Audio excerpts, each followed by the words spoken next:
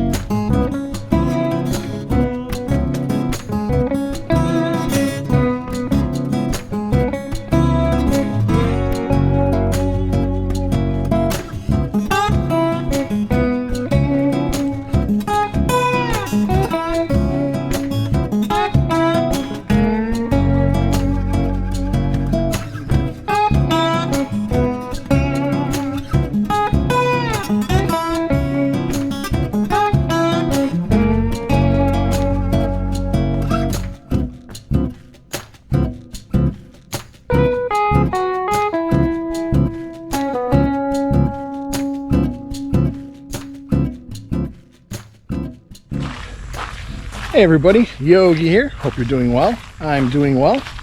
Today we are still in St. Francisville, Louisiana. There are many plantations in Louisiana, and we thought we'd hit a couple on our way here, on our way to New Orleans. So out here we have, looks like storage for an old cart, probably horses, I'm guessing, I don't know. More of those beautiful trees. You know how much I love them trees. We have a tour booked for this plantation. I was told we could take video inside, so we will do that as well. So join me. Oh, look at this tree. Hold on. Ooh-wee. These trees just go on and on forever. Man, that's crazy. So join me on this episode of Road Trips with Yogi.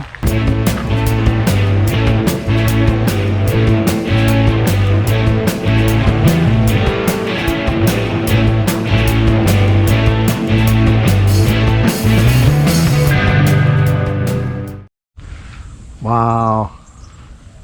Just look at these. Beautiful statues. Come up here.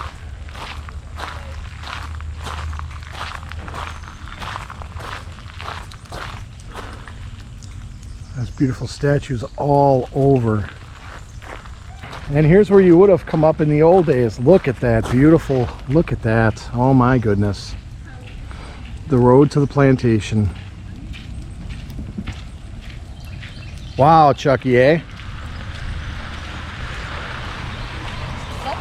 I'm telling you, man, just coming up this way, unbelievable.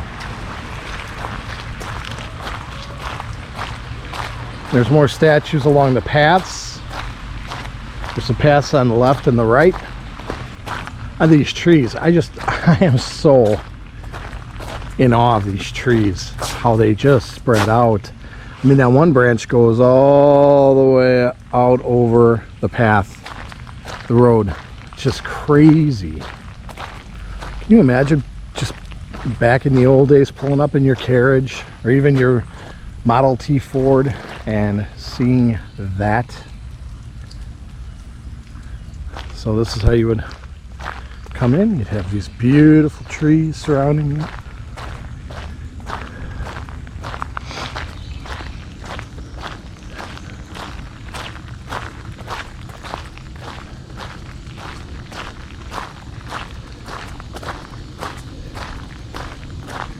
So that must be the main house right there. And then I'm assuming this must be a guest house. Oh no, we're gonna take a look. Okay, let's see what we got here. I don't know if we can get in here during the tour. It's the office of Dr. John King.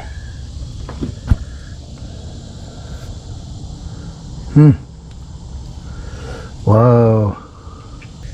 says here in the summer of 1845, the Turnbull family made a fateful decision to forego their usual trip to Saratoga Springs, New York, and suffer through a typical Louisiana summer.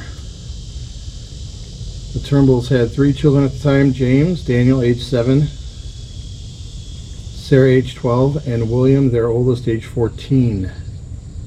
James Daniel did not survive. He ended up carrying a disease. Yellow fever. Ooh, amputation. Civil War amputation kit. Eek. Tour starts pretty soon. I believe 1 o'clock. Yeah, 6 minutes. Look at that. Imagine that being your entryway. Isn't that something? Isn't that just stunning?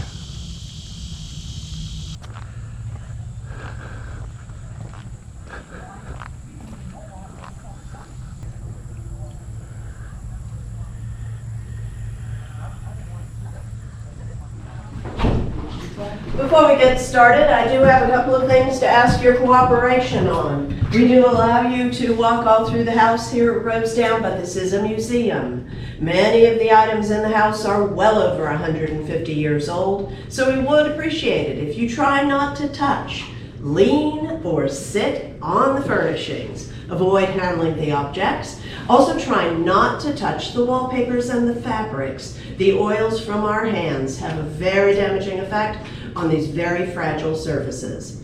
Also, we do allow you to photograph during the tour, but we do ask that you turn your flash units off. The bright lights from these flash units will fade wallpapers and fabrics, and they will damage the finishes of old furniture. Welcome to Rosedown. My name is Polly, and I'll be showing you through the house today. Now, Rosedown was built in 1835 by Daniel and Martha Turnbull. Very wealthy couple from right here in St. Francisville. Now, the Turnbulls owned 4 plantations. 2 were located here in St. Francisville, and these were cotton plantations. They also owned 2 on an island in the river, which were sugar plantations. In addition to the 4 holdings, Daniel also owned a total of 444 slaves. These slaves were spread among the 4 plantations. 250 of that slave community were based here at Rosedown full-time. Now, Daniel and Martha raised 3 children, 2 sons and a daughter. Unfortunately, they would lose both of their sons. Their younger son, James Daniel, died at age 7 from yellow fever. Their older son, William, was drowned in a boating accident at age 27, leaving their daughter Sarah as their only heir. In the 1850s, Sarah married a local boy, James Bowman, from the nearby Oakley plantation. James moves in here, and together he and Sarah raised 10 children, 8 girls and 2 boys. Now, of those 8 daughters, 4 would never marry. Sarah and James decided to leave Rosedown to their unmarried daughters in order to make sure that these girls would always have a home. The last of these daughters died in 1955, and this was when the plantation was placed up for sale. Rosedown was purchased in 1956 by a couple from Houston, Texas, Milton Underwood and his wife, Catherine Fondren. Catherine was an oil heiress. She spent the next 8 years and approximately $10 million of her own money having the plantation fully restored.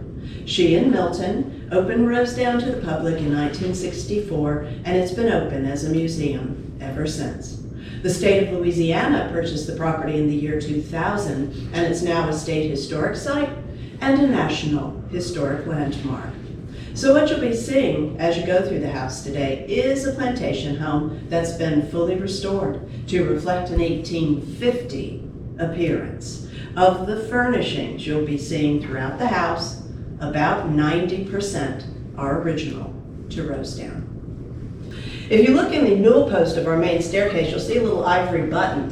The tour guides often refer to this as a brag or a mortgage button. The story they tell about this is when an owner is supposedly finished paying off the mortgage on their house, as a polite way to brag about their debt-free status, they put a decorative button in their newel post. This is actually impossible for a 19th century house because mortgages for houses in this country did not even begin until 1934.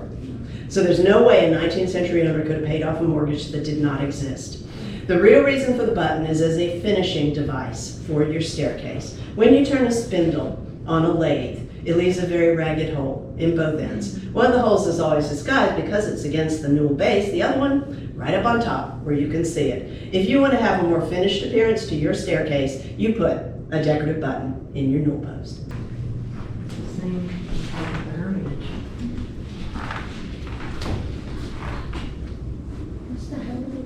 The formal dining room is where the family would have their meals throughout the day. It would also have an early morning breakfast and a late evening supper in here, but these two meals would be very informal and generally eaten in shifts. So as they woke up in the morning or before they went to bed at night, they would come in here for something to eat. Now the portraits you see are of Daniel, his wife Martha, their son William, and their daughter Sarah. This is the original family from Rosedown. Now, it turns out that Daniel Turnbull was something of a progressive individual. When Rosedown was built, he included a lot of very innovative design features that you don't normally see in houses of this time. If you look at the far window in here, you might notice that it's an unusual design for a window because it has two little doors underneath the glass. This is what's known as a jib.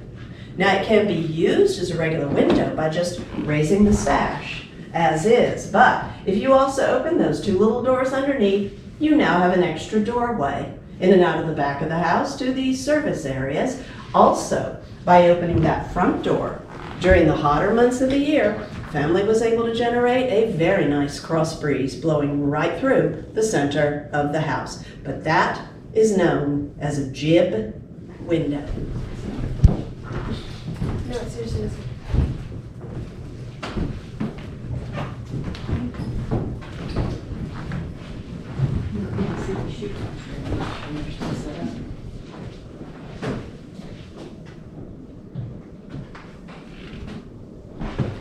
Now, kitchens in this time were usually not attached to the main house because of the amount of heat that was generated by the down hearth cooking used. Kitchens were usually located in a completely separate building. The slaves would bring the prepared food from the kitchen into this area, which is known as the butler's pantry. This is where they changed that food out from those iron cook pots into porcelain serving pieces before taking it on into the dining room. And located in the butler's pantry is the one part of the house that was left in its original, unrestored condition. In that front corner, you'll find the original slave staircase. Slaves were not allowed to use the main staircase. They would have to reach the upper floors of the house from back here. This is a very tight, winding staircase. The stairs are all very high. There are no windows that open onto these steps, so it would have been dark. Very dangerous for them to climb because both of their arms would have been filled with things like firewood, buckets of water, or a serving tray they were having to carry upstairs. The deep groove worn into the center of each step shows how many people had to use these stairs. Mrs. Underwood felt this told such a visual story of the lives of Rosedown slaves that she insisted it would be the one part of the house to always remain unrestored.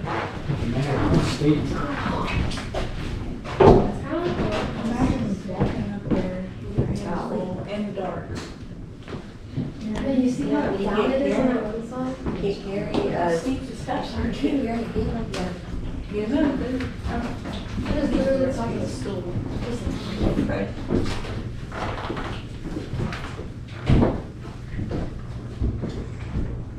Now this is Martha's office. As lady of the house, Martha was responsible for everything that went on in the house, as well as in her extensive 28-acre garden. She had about 50 slaves assigned to her, and it would be her responsibility to direct the daily activities of each of those workers. You see, we have a second jib window in here. This would likely have been the entrance that the slaves would use throughout the day to receive Martha's instructions. And Martha would also use this room to plan out the week's menus with the slave cooks, write out all of her letters, oversee the education of the household's children, and keep all of her own records and accounts for the house and the garden. So this would be where Martha would spend most of her day, right here in her office.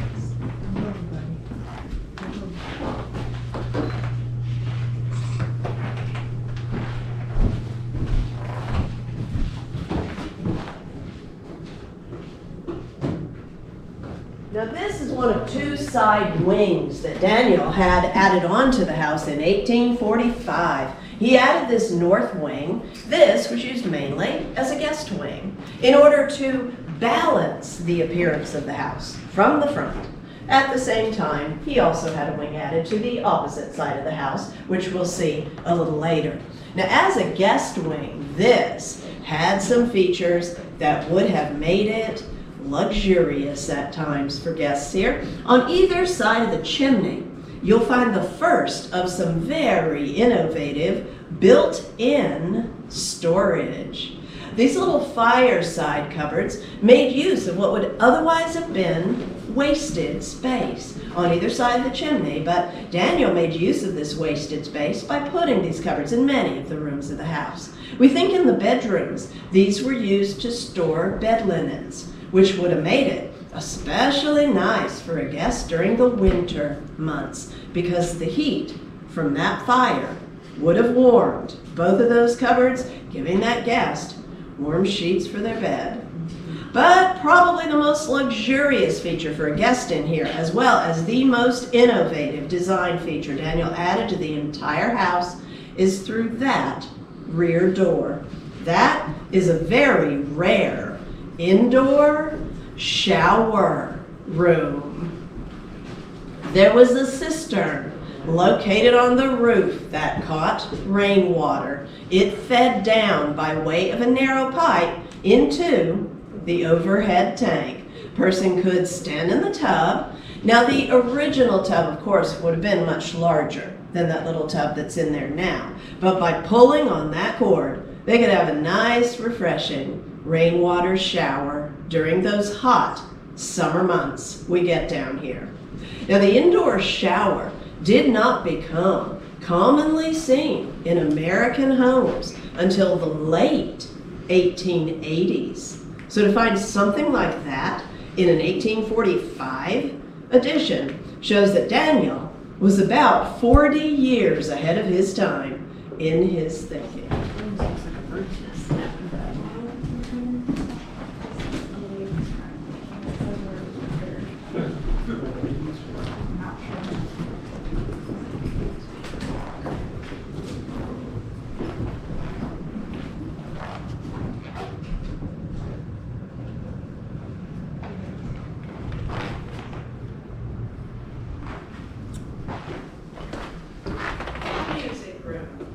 Is one of two parlors in the house, and this is the parlor that the family would use if they gave a party at which musical entertainment was being featured, or if they were having an informal family.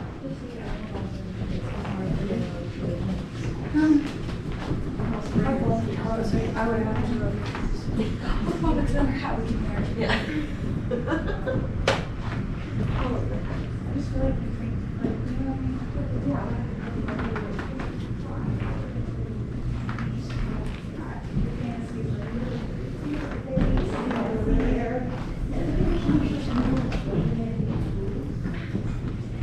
Now this is the north bedroom, the room we believe was Daniel and Martha's master bedroom. And as you can see, we do have some more of those very innovative built-in storage features up here. On either side of the fireplace, we have built-in closets. Closets are very unusual in houses of this time, and not because there was a closet tax. This is a myth that gets a lot of play around historic homes. Tour guides like to tell their visitors that in the 19th century they had a system of taxation based on the number of rooms you had in your house. Closets were considered to be rooms, therefore they were taxed. In order to avoid that closet tax, they would use the armoires instead. If you've ever actually done the research, you find out that the system of taxation that existed in the 19th century was based on land. Land was taxed. If you had a building on that land, it could be a house, it could be a barn, it could be an outhouse, it could be a doghouse. It was called an improvement. Now, improvements in and of themselves were never taxed, nor were features of improvements taxed. Just whether you had a plot of land and whether that plot of land had a building on it. So that effectively gets rid of the closet tax, the door tax, the window tax, the stair tax, and the mirror tax. I've heard all of those. The reason they didn't build closets is simply because they had no need of them. They had the large armoires, they had the large dressing bureaus. They didn't actually have a lot of clothing. Clothing was all handmade in this time, so they didn't have a lot of it. What they did have would easily have fit in the large pieces of furniture. Because they didn't need any additional storage, they wouldn't think to include it in their houses when they were built. You can see that our closets are very shallow. They would not have held much, but the depth of them is almost exactly the same depth as the fireplace. So again, this is just wasted space. But Daniel included 6 built-in closets in Rosedown. Very advanced feature for its time.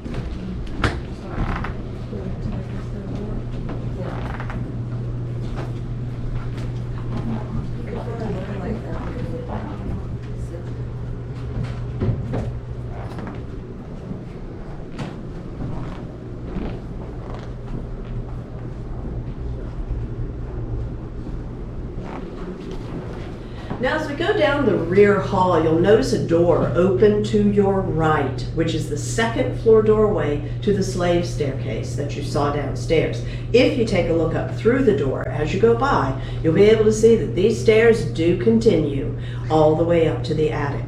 This is the only way you can get into the attic of this house. Now the attic was only ever used by the family for storage. No one ever lived up there. The slaves actually stayed in cabins on a separate part of the plantation. Yes.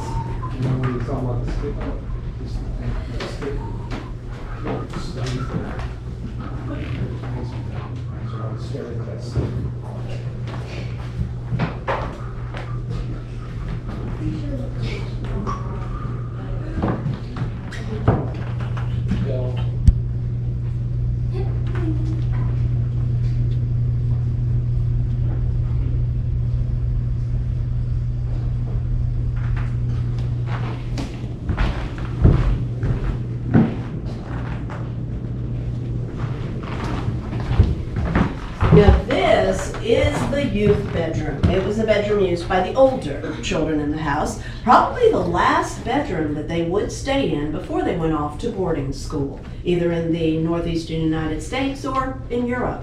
Now the floor covering in here, underneath the rug, is what's known as canton matting. It's a tightly woven straw, and it would have been what the family had on the floors in all the rooms throughout the house. Now we actually did have the matting down throughout the house several years ago, but we found out fairly quickly that because it's made of woven straw, it doesn't last very long with the amount of visitors that we get through here. So we've taken it up in the rest of the house, and we're just leaving it down fully in one room so people can see what the family would have had covering their floors. Now the canton matting was historically available from only one place in the world, and there is still only one place in the world that you can get this today, and that is Canton, China. And we do have another closet in the back corner. Oh, like jacks. Yeah. We play jacks. We should play jacks. I forgot how to play that. We used to learn Rosedown.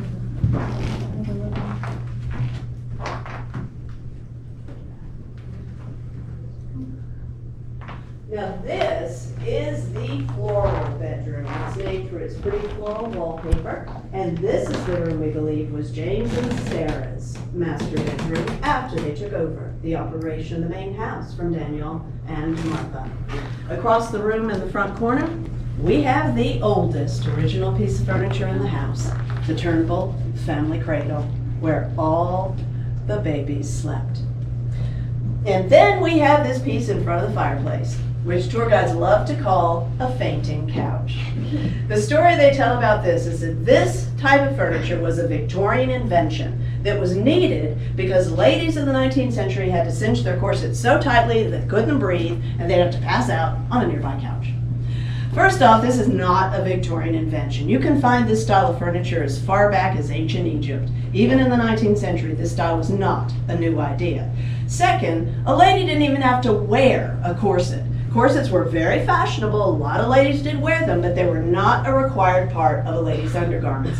As I mentioned before, clothing was all handmade. If you didn't want to wear a corset, you had your clothing made to fit your body. If you did want to wear a corset, you only had to cinch it as tightly as was comfortable for you. Nobody had to have that 16-inch Scarlett O'Hara waist. Finally, it's not even a practical idea. What happens to the ladies over here? Oh my, I feel faint. Perhaps I should walk over here so I can faint on the couch. Unless there was a fainting couch in every corner of the room, the only thing a lady's going to hit when she passes out is the floor. Now, this is properly referred to as a day bed. It was used by someone who wanted to take an afternoon nap. Once you had arisen from the main bed for the day and the bed had been made, it was considered inappropriate to return to this bed again before you were ready to retire for the evening. So if you wanted to take an afternoon nap, you would stretch out on a daybed. And daybeds were not used exclusively by ladies. Gentlemen also took afternoon naps, and a gentleman could also avail himself of the daybed. So, no such thing as a fainting couch. And a view from the porch. No kidding, me too. This is gorgeous. I mean, wow, I walked through the back. Holy cow.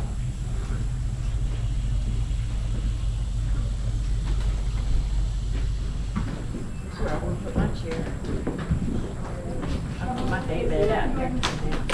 Rosedown's gardens were Martha Turnbull's passion. She devoted 60 years of her life to creating and maintaining these gardens. At the end of every day's work, she would record what had been done that day in a little garden journal, where she got them, and even where she put them in her gardens. It was like having a blueprint to seeing that all of this was brought back. But the design for these gardens, Martha actually got from seeing the gardens of Europe. To either side of our oak alley, we have the picturesque style of gardening, very popular in England during the 18th and 19th centuries. Featured large garden areas with long winding paths that travel through a natural landscape. Rosedown, hope y'all enjoyed your stay here in St. Francisville. And if I could ask a personal favor, next time y'all go to any one of these places and they tell you one of these myths, I want you to look them right in the eye and say, that is a myth, do your research. Thank you very much. You're welcome. Have a great Thank you all afternoon. for coming. This was beautiful. Yeah, thank you very, very much. Well You'll be done. able to get one really good shot from the door. That's usually the best place because you get most of the room from that door. Thank you. Thank you all for coming. Thank you.